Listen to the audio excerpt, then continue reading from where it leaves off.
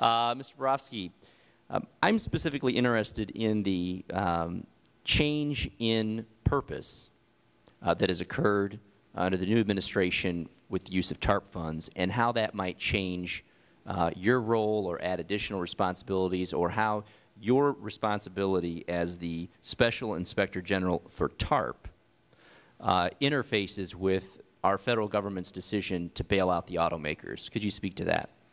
Sure. I mean, I think that in the near term, we're addressing that through our audit function.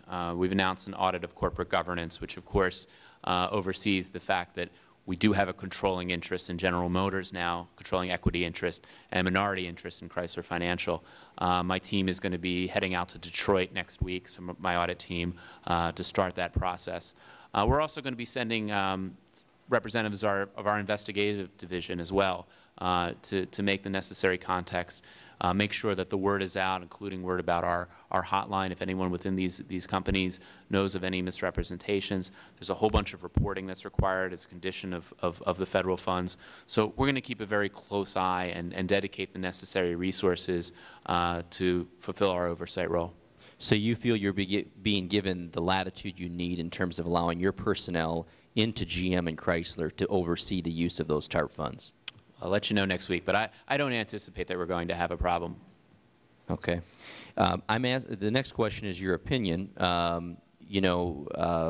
When this bill was sold to Congress last fall, it was sold on it was predicated on the idea that this money, in the words of former Treasury Secretary Hank Paulson, would be, if not all paid back, most of it, and there was a slim likelihood that we might actually make money on the TARP money for the taxpayers.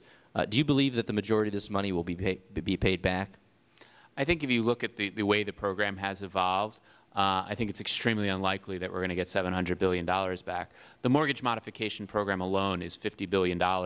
There's no anticipation that any of that money will come back. That money is being directly given to mortgage servicers to help convince them to lower mortgage payments and payments that they'll make on behalf of homeowners. So I think it's very unlikely that TARP will turn a profit significant enough on other activities to generate a profit to cover that $50 billion. In addition, on some of the other programs, as Ranking Member noted, the money has been written off from Chrysler. Still have to see what happens with our equity interest in those companies. So it's certainly possible that more may be retained or earned back over time than maybe even we suspect right now. But I think the idea of getting a dollar-for-dollar return would be extremely unlikely. And then specifically about your conversation, your statements earlier about asking basically Treasury to detail or basically to collect information from TARP recipients and also the use of their taxpayer funds from those TARP recipients.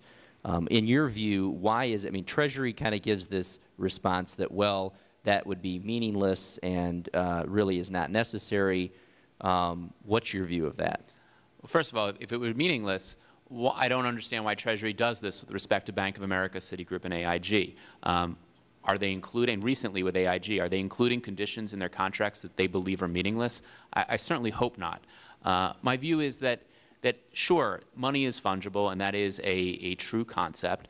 But just to use a simple example from my own life, I get direct deposit of my federal paycheck. And while normally I couldn't tell you whether if I buy some groceries, whether it's from one week or a different week, because money is fungible, all goes into my checking account. A couple of years ago, when I won the John Marshall Award for my work on the Refco case, there's a small cash component. And I knew that was going to be direct deposited into my checking account. And before I got that check, I knew what I was going to do with that money. I was going to pay off a piece of my student loan. So when I got it, and sure enough, the money came into my account and then went out to pay off the student loan. Mm-hmm. So sure, money is fungible, but I could tell you with a great deal of certainty what I did with that bonus money, that extra money that came in. And what we see is that financial institutions have been able to do the exact same thing.